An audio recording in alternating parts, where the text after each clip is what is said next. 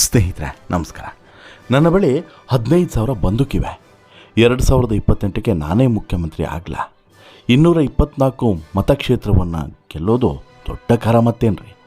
ಹೀಗೆಲ್ಲ ಬಂಡಲ್ ಬಿಡ್ತಾ ಇದ್ದಂತಹ ಒಬ್ಬ ಆಸಾಮಿ ಈಗ ಜೈಲು ಸೇರಿದ್ದಾನೆ. ಪೊಲೀಸರ ಅತಿಥಿಯಾಗಿದ್ದಾನೆ. ಒಂದಲ್ಲ ಎರಡಲ್ಲ 4,600 ಕೋಟಿ ವಂಚನೆ ಪ್ರಕರಣದಲ್ಲಿ ಈಗ ಜೈಲು ಸೇರಿರುವಂತಹ ಈತನ ಹೆಸರು ಶಿವಾನಂದ ನೀಲಣ್ಣವರ ಅಂಥೇಳಿ. ಈತ ಮೂಲತಃ ಬೆಳಗಾವಿಯವನು. ಆದರೆ ಈತ ಹವವನ್ನು ಸೃಷ್ಟಿಸೋದಕ್ಕೋಸ್ಕರ ರಾಜ್ಯದ ಮೂಲೆ ಮೂಲೆಯಲ್ಲೂ ಕೂಡ ಹಣವನ್ನು ನೀರಿನ ರೀತಿ ಚೆಲ್ತಾ ಇದ್ದ. ಅಲ್ಲಿ ಹೋಗಿ ಕಾರ್ಯಕ್ರಮಗಳನ್ನು ಮಾಡೋದು, ಅಲ್ಲಿ ಕಾರ್ಯಕ್ರಮಗಳನ್ನು ಮಾಡಿ ಜನರ ಪ್ರೀತಿಯನ್ನು ಗಳಿಸೋದು ಈತನ ಲೆಕ್ಕಾಚಾರ ಆಗಿತ್ತು. ಆದರೆ ಈಗ ಈತ ಪೊಲೀಸರ ಅತಿಥಿಯಾಗಿದ್ದಾನೆ. ಗನ್ನಿದೆ, CM ಆಗ್ತೀನಿ ಎನ್ನುವಂಥ ಭಾಷಣವನ್ನು ಹೇಳ್ತಾ ಎಲ್ಲ ಕಡೆಯೂ ಕೂಡ ಶಿಲ್ಲೆ ಚಪ್ಪಾಳೆಯನ್ನು ಗಿಟ್ಟಿಸ್ಕೊಂಡು ಜನರ ಪ್ರೀತಿಯನ್ನು ಪಡಿತೀನಿ ಎನ್ನುವಂಥ ಬಿಲ್ಡಪ್ಪನ್ನು ಕೊಡ್ತಿದ್ದಂಥ ಈತನ ಬೆಂಡೆತ್ತುವಂಥ ಕೆಲಸವನ್ನು ಈಗ ಪೊಲೀಸರು ಮಾಡ್ತಾ ಇದ್ದಾರೆ. ಈತನ ಅಕ್ರಮದ ಜನ್ಮ ಜಾಲಾಡೋದಕ್ಕೆ ತೊಡಗಿದ್ದಾರೆ. ಬೆಳಗಾವಿಗೆ ಈತನ ಕಂಪ್ಲೀಟ್ ಹಿಸ್ಟ್ರಿಯನ್ನು ಭೇದಿಸೋಕೆ ಬಂದಂಥ ಪೊಲೀಸರಿಗೆ ಸಾಕಷ್ಟು ಅಚ್ಚರಿಯ ಮಾಹಿತಿಗಳು ಈಗ ಸಿಕ್ಕಿದ್ದಾವೆ. ಕೆದಕಿದಷ್ಟು ಕೂಡ ರೋಚಕ ಸಂಗತಿಗಳು ಬಯಲಾಗ್ತಿದ್ದಾವೆ. ಈತನ ಕಳ್ಳ ವ್ಯವಹಾರಕ್ಕೆ ಬ್ಯಾಂಕ್ ಅಧಿಕಾರಿಗಳು ಕೂಡ ಸಾಥ್ ಕೊಟ್ಟಿದ್ರಾ ಅನ್ನುವಂಥ ಪ್ರಶ್ನೆಯೂ ಕೂಡ ಎದ್ದಿದೆ. ಅಸಲಿಗೆ ಒಂದು ಕಾಲದಲ್ಲಿ ಐಸ್ ಕ್ರೀಮ್ ಮಾರ್ತಿದ್ದವ ಇವತ್ತು ಕೋಟಿ ಕೂಡ ಆಗಿದ್ದು ಹೇಗೆ, 4,600 ಕೋಟಿ ವಂಚನೆ ಮಾಡಿದ್ದು ಹೇಗೆ ಅನ್ನೋದೇ ಅತಿ ದೊಡ್ಡ ರೋಚಕ ಕತೆ. ಸಿನಿಮಾ ಸ್ಟೋರಿಯನ್ನು ಕೂಡ ಮೀರುವಂಥ ಈತನ ಕಥೆಯನ್ನು ಎಳೆಯಾಗಿ ನಿಮ್ಮ ಮುಂದೆ ಇಡ್ತಾ ಹೋಗ್ತೀನಿ. ಅದಕ್ಕಿಂತ ಮುಂಚೆ ನೀವಿನ್ನೂ ಕೂಡ ನಮ್ಮ ಚಾನಲನ್ನು ಸಬ್ಸ್ಕ್ರೈಬ್ ಮಾಡಿಲ್ಲ ಅಂದರೆ ದಯವಿಟ್ಟು ಕೂಡಲೇ ಸಬ್ಸ್ಕ್ರೈಬ್ ಮಾಡಿ ಸ್ನೇಹಿತರೆ. ಈ ಶಿವಾನಂದ ನೀಲಣ್ಣನವರ ಈತನ ಹೆಸರನ್ನು ಬಹುಶಃ ನೀವು ಕೇಳಿರ್ತೀರ. ಇವ್ರನ್ನ ಹೆಸರು ಗೊತ್ತಿಲ್ಲದೆ ಇದ್ದರೂ ಕೂಡ ಈತನ ಡೈಲಾಗ್ಗಳನ್ನಂತೂ ನೀವು ಕೇಳಿರ್ತೀರ, ನೋಡಿರ್ತೀರ. ಹೋದಲ್ಲಿ ಬಂದಲ್ಲಿ ನನ್ನ ಹತ್ರ 15,000 ಬಂದೂಕಿದೆ ರೀ, ನಾನೇ 2028ಕ್ಕೆ CM, ನಂದೇ ಸರ್ಕಾರ ಅಂತ ಹೇಳಿಬಿಟ್ಟು ಬಿಲ್ಡಪ್ ಕೊಡ್ತಿದ್ದಂಥ ಈತನ ಹಿನ್ನೆಲೆಯನ್ನು ಕೆದಕ್ತಾ ಹೋದರೆ ಬಹು ರೋಚಕವಾದಂತಹ ವಿಚಾರಗಳು ಈತನ ಬಗ್ಗೆ ಗೊತ್ತಾಗ್ತಾ ಹೋಗ್ತದೆ. ದೊಡ್ಡ ಸಾಮ್ರಾಜ್ಯ ಕಟ್ಟಿದ್ದೀನಿ, ಯಾರಿಗೂ ಕೂಡ ಹೆದರಲ್ಲ, ಜನರನ್ನು ಗಂಡಸರನ್ನಾಗಿ ಮಾಡೋದಕ್ಕೆ ಬಂದಿದ್ದೀನಿ, ನನ್ನ ಬಳಿ 15,000 ಬಂದೂಕುಗಳಿವೆ. ಈ ಭಾಷಣದ ತುಣುಕುಗಳನ್ನು ಕೇಳಿದಾಗ ನಗಬೇಕು ಅಳಬೇಕು ಒಂದು ಕೂಡ ಗೊತ್ತಾಗ್ತಿರಲಿಲ್ಲ. ಆದರೆ ಅಣ್ಣನ ಹಿನ್ನೆಲೆ ಏನಂತೇಳಿ ಗೊತ್ತಾದ ಮೇಲೆ ನಗಲೇಬೇಕು ಅನ್ನೋದು ಕೂಡ ಕನ್ಫರ್ಮ್ ಆಗಿದೆ. ಹುಬ್ಬಳ್ಳಿ ಬಳಿಯಲ್ಲಿರುವಂತಹ ಶಿವಾನಂದ ನೀಲಣ್ಣನವರ ಮೂಲ ಊರು ಈ ಉಣಕಲ್ ಅನ್ನುವಂಥದ್ದು. ಉಣಕಲ್ಲು ಈತನ ಮೂಲ ಊರು. ಇವನ ಅಪ್ಪ ಸೇನೆಯಲ್ಲಿ ಕೆಲಸವನ್ನು ಮಾಡ್ತಾಯಿದ್ರು. ನಿವೃತ್ತಿ ಆದ ಬಳಿಕ KEBL ಕೆಲಸ ಮಾಡೋದಕ್ಕೆ ಶುರು ಮಾಡಿದ್ರು. ಅಲ್ಲೇ ಇವರು ಆಸುನಿ ಆದರು, ಅಂದರೆ ಇಹಲೋಕವನ್ನು ತ್ಯಜಿಸಿದ್ರು. ಆ ನೌಕರಿ ಶಿವಾನಂದನ ಸೋದರನಿಗೆ ಸಿಕ್ತು. ಬಳಿಕ ಅವರಿಗೆ ಬೆಳಗಾವಿಗೆ ವರ್ಗಾವಣೆ ಆಯಿತು. ಆ ಹಿನ್ನೆಲೆಯಲ್ಲಿ ಇಡೀ ಕುಟುಂಬ ಬೆಳಗಾವಿಗೆ ಬಂದು ನೆಲೆಸಿತು. ದ್ವಿತೀಯ PUC ವಿದ್ಯಾಭ್ಯಾಸ ಮಾಡಿರುವಂಥ ಶಿವಾನಂದ ನೀಲಣ್ಣನವರ ಆರಂಭದಲ್ಲಿ ರೂರಲ್ ಮೆಡಿಕಲ್ ಕಾಲೇಜಿನಲ್ಲಿ ಸಿಪಾಯಿ ಕೆಲಸವನ್ನು ಮಾಡ್ತಾ ಇದ್ದ. ಅದಾದ ಬಳಿಕ 2004ರಿಂದ 2006ರವರೆಗೆ ಆಟೋದಲ್ಲಿ ಫ್ರಿಜ್ಜನ್ನು ಇಟ್ಕೊಂಡು ಐಸ್ ಕ್ರೀಮನ್ನು ಮಾರ್ತಾ ಇದ್ದ. ಅದಕ್ಕಾಗಿಯೇ ಐಸ್ ಕ್ರೀಮ್ ಫ್ಯಾಕ್ಟ್ರಿಯನ್ನು ಕೂಡ ಹಾಕಿದ್ದ. 2012ರಲ್ಲಿ ಷೇರುಪೇಟೆಯಲ್ಲಿ ಹೂಡಿಕೆಯನ್ನು ಮಾಡಿ ಸ್ವಲ್ಪ ಹಣ ಮಾಡೋದಕ್ಕೆ ಶುರು ಮಾಡ್ತಾನೆ. ಆದರೆ 2012ರಲ್ಲಿ ಈತನ ಬದುಕು ಬದಲಾಗಿ ಹೋಗಿತ್ತು. ಹಣ ಮಾಡಬೇಕು ಅನ್ನೋಂಥ ಆಸೆಗೆ ಷೇರುಪೇಟೆಯತ್ತ ಮನಸ್ಸು ಮಾಡ್ತಾನೆ. ಷೇರುಪೇಟೆಯಲ್ಲಿ ಹೂಡಿಕೆಯನ್ನು ಕೂಡ ಶುರು ಮಾಡ್ತಾನೆ. ಆದರೆ ಅದು ಶಿವಾನಂದನ ಕೈ ಹಿಡಿಯಲಿಲ್ಲ, ಬದಲಾಗಿ ಕೈ ಸುಡ್ತು. ಆಗ ತಾನೇ ಯಾಕಿಂತಹದೊಂದು ಹೂಡಿಕೆ ಸಂಸ್ಥೆಯನ್ನು ಆರಂಭಿಸಬಾರ್ದು ಅಂತೇಳ್ಬಿಟ್ಟು ವಿಚಾರಿಸಿ ಅಕ್ಯುಮೆನ್ ಆ್ಯಪ್ ಒಂದನ್ನು ಅಭಿವೃದ್ಧಿಪಡಿಸ್ತಾನೆ. ಅದರ ಮೂಲಕ ಜನರಿಂದ ಹೂಡಿಕೆಯನ್ನು ಮಾಡಿಕೊಳ್ಳೋದಕ್ಕೆ ಶುರು ಮಾಡ್ತಾನೆ. ಈ ಆ್ಯಪ್ ಮೂಲಕ 100 ಕೋಟಿ ಹೂಡಿಕೆ ಆಗ್ತದೆ.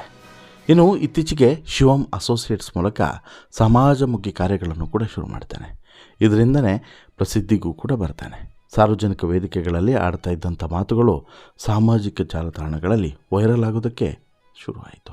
ಇದು ಅಚ್ಚರಿಯನ್ನು ಸೃಷ್ಟಿ ಮಾಡಿತು. ಏನೋ ಆಗುತ್ತೆ ಇದರಿಂದ ಅಂಥೇಳಿ ಈತನಿಗೆ ಕ್ಲಾರಿಟಿ ಕೊಡ್ತು. ಅದಾದ ಬಳಿಕ ಹೋದಲ್ಲಿ ಬಂದಲ್ಲಿ ಈತನ ಭಾಷಣದ್ದೇ ಅಬ್ಬರ ಆರ್ಭಟ.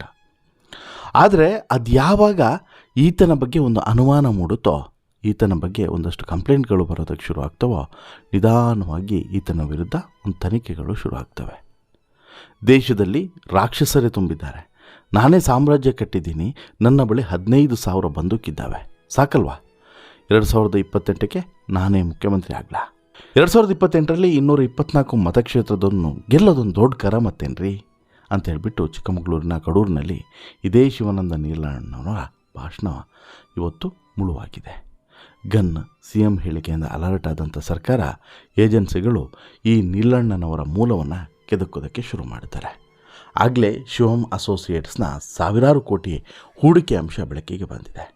ಇನ್ನು 4,600 ಕೋಟಿ ಹಗರಣದ ಜನ್ಮವನ್ನು ಜಾಲಾಡೋದಕ್ಕೆ ತನಿಖೆಯ ಅಖಾಡಕ್ಕೆ CIDಯ DIG ಡಾಕ್ಟರ್ ಭೀಮಾಶಂಕರ್ ಗುಳೇದು ಬೆಂಗಳೂರಿನಿಂದ ಬೆಳಗಾವಿಗೆ ಬರ್ತಾರೆ.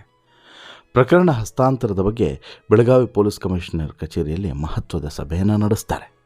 ಸಭೆಯಲ್ಲಿ CID DIG Bhimashankar Guled, Belagavi commissioner Bhushan Borase, market ACP Malamaruti CPI, CNA CPI ಎಲ್ಲರೂ ಕೂಡ ಭಾಗವಹಿಸ್ತಾರೆ. ತನಿಖೆಯಲ್ಲಿ ಜಪ್ತಿ ಮಾಡಿದಂಥ ದಾಖಲೆಗಳು, ಡಿಜಿಟಲ್ ದಾಖಲೆಗಳು ಸೇರಿ ಎಲ್ಲದರ ಬಗ್ಗೆಯೂ ಕೂಡ CID DIG ಮಾಹಿತಿಯನ್ನು ಪಡಿತಾರೆ. ಸಭೆ ಮುಗಿತಾ ಇದ್ದಂತೆ ದಾಖಲೆಗಳನ್ನು CID ಪೊಲೀಸರು ತಮ್ಮ ಸುಪರ್ದಿಗೆ ಪಡಿತಾರೆ. ಅದಾದ ಬಳಿಕ ಶಿವಾನಂದನನ್ನು ವಶಕ್ಕೆ ಪಡೆದು ಕೋರ್ಟ್ಗೆ ಹಾಜರುಪಡಿಸ್ತಾರೆ. ಕೋರ್ಟ್ನ ಅನುಮತಿಯನ್ನು ಪಡೆದು ನಂತರ ಮತ್ತೆ ಈತನನ್ನು ವಿಚಾರಣೆಗೆ ಈಗ ಗುರಿಪಡಿಸಿದ್ದಾರೆ. ಸಾಕಷ್ಟು ಹೊಸ ವಿಚಾರಗಳು ಈಗ ಗೊತ್ತಾಗಿದೆ. ಇನ್ನು ಈ ಪ್ರಕರಣದಲ್ಲಿ ಕೆಲವು ಬ್ಯಾಂಕ್ನ ಅಧಿಕಾರಿಗಳ ಮೇಲೂ ಕೂಡ ಅನುಮಾನ ವ್ಯಕ್ತವಾಗಿದೆ. ಆನ್ಲೈನ್ನಲ್ಲೇ 2,500 ಕೋಟಿಗೂ ಅಧಿಕ ಹಣ ಹೂಡಿಕೆಯಾಗಿದೆ. ಇಷ್ಟು ದೊಡ್ಡ ಮೊತ್ತದ ಹಣ ಹೂಡಿಕೆ ಆದರೂ ಕೂಡ ಬ್ಯಾಂಕ್ನವರು ಗಪ್ಚುಪ್ಪಾಗಿದ್ದು ಅನುಮಾನಕ್ಕೆ ಕಾರಣ ಆಗಿದೆ. ಶಿವಾನಂದ ಬಳಸ್ತಾ ಇದ್ದಂಥ 4 ಅಕೌಂಟ್ಗಳನ್ನು ಫ್ರೀಸ್ ಮಾಡಲಾಗಿದ್ದು 400 ಕೋಟಿ ಒಂದು ಅಕೌಂಟ್ನಲ್ಲಿ ಪತ್ತೆಯಾಗಿದೆ. 400 ಕೋಟಿ ಅಕೌಂಟ್ನಲ್ಲಿ ಬ್ಯಾಂಕ್ ಅಧಿಕಾರಿಗಳು ಇದ್ದಾಗಲೂ ಕೂಡ, ಅಂದರೆ 400 ಕೋಟಿ ಅಕೌಂಟಲ್ಲಿ ಇದೆ ಆದರೂ ಕೂಡ ಬ್ಯಾಂಕ್ನ ಅಧಿಕಾರಿಗಳು ಸೈಲೆಂಟ್ ಆಗಿದ್ದಿದ್ದು ಯಾಕೆ?